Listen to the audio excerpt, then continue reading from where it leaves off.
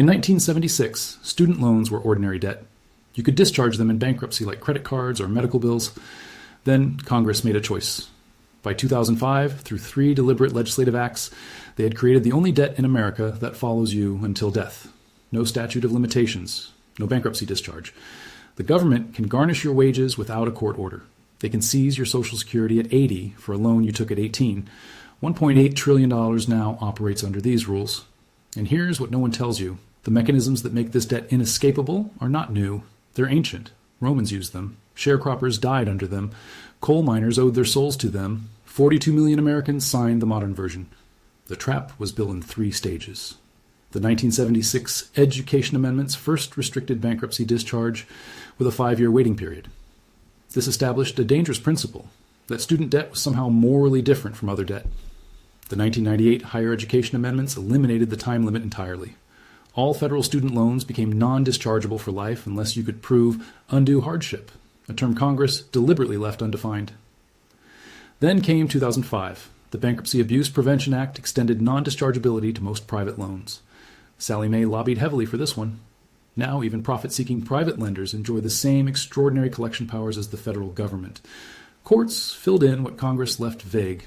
The Brunner test requires you to prove your financial hardship will never improve. Judges have denied discharge to borrowers with terminal cancer because the illness might not persist throughout the repayment period. Under 1% of bankruptcy filers with student loans even attempt discharge. Attorneys routinely refuse these cases, but that's just the legal trap. Wait until you see the collection powers. They exceed those for any other debt in America. Wage garnishment up to 15%. No court order required. Tax refunds seized entirely. Social Security benefits garnished, leaving retirees with as little as $750 monthly. 13 states can suspend your professional license for default. You can't work in your trained profession. Therefore, you can't repay. Therefore, you stay in default. This architecture isn't innovative. It's a replica. And the original was far more honest about what it was. In ancient Rome, a debtor could pledge his physical body as collateral through a practice called nexum, a formal ceremony with witnesses, a scale holder, a verbal declaration binding flesh to finance.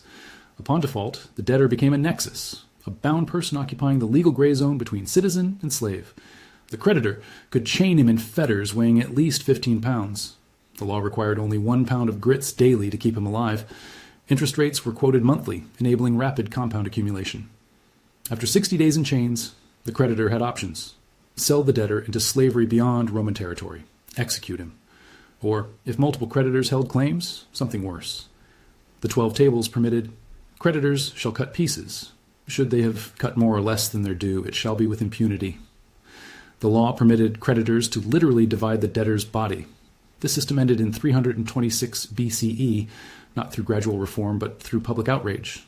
A young debtor named Gaius Publilius had become nexus to pay his father's debts. His creditor desired him sexually. When Publilius refused, he was flogged. He ran wounded into the street. The resulting outcry led the Senate to abolish nexum. As the historian Livy wrote, that year was, as it were, another beginning of liberty for the Roman plebs, for they ceased to be bound.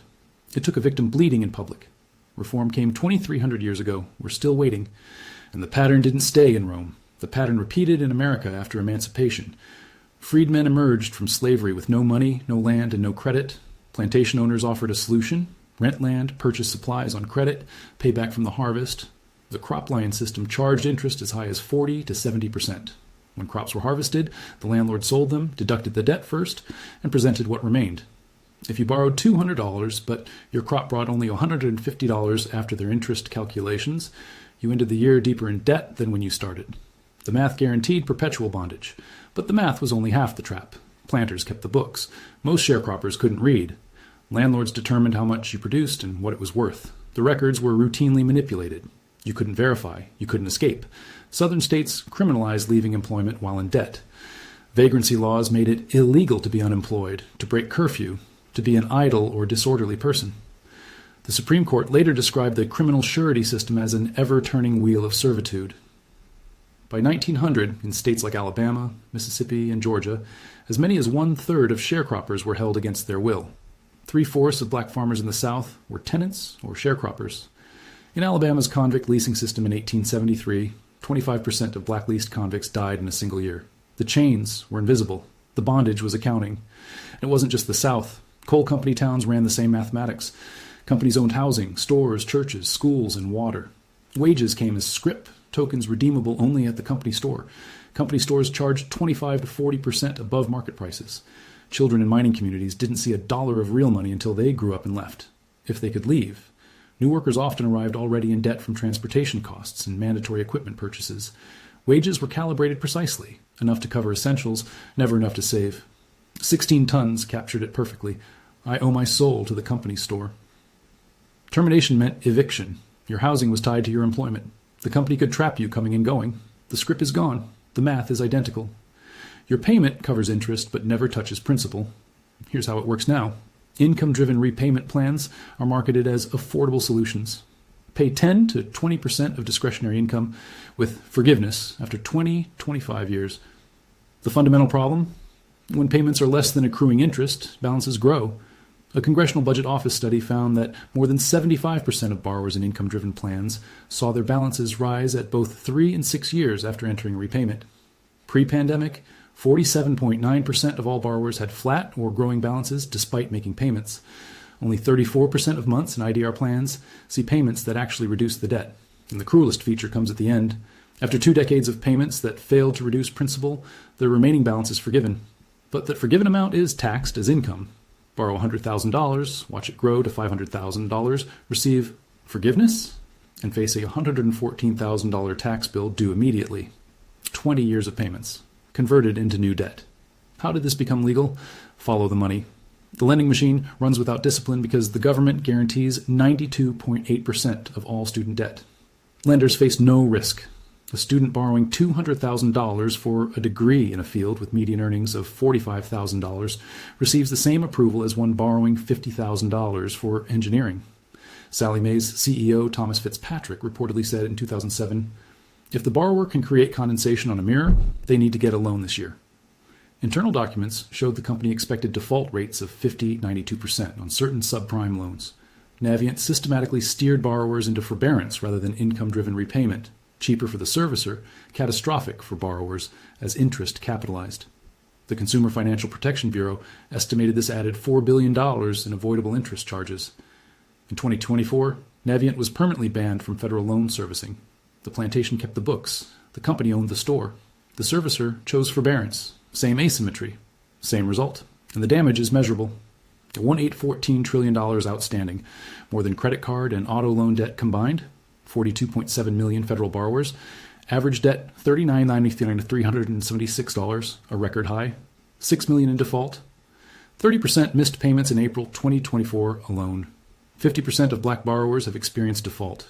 For-profit college attendance is the single strongest predictor of default, stronger than income, completion, or field of study. In Tennessee alone, 5,400 professionals were reported to licensing boards for student loan default between 2002 and 2017.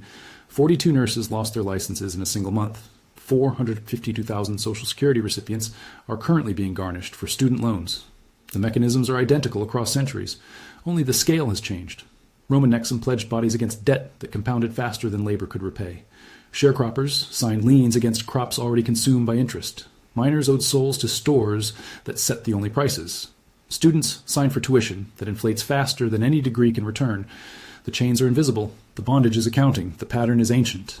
The system's inability to be escaped is not a flaw. It's a feature, constructed through deliberate legislative choices between 1976 and 2005 that systematically removed every protection borrowers might use to escape.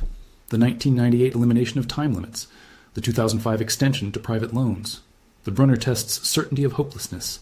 The power to garnish Social Security. The suspension of professional licenses. Each element was chosen. History suggests debt bondage systems rarely end through gradual reform. Roman nexum ended when a flogged debtor ran bleeding into the street. Convict leasing ended after decades of documented deaths. The question is, what it will take this time. Subscribe to see the playbook before it runs on you. The answers aren't hiding in the future. They're written in the past. And I'll show you where to look. Position accordingly.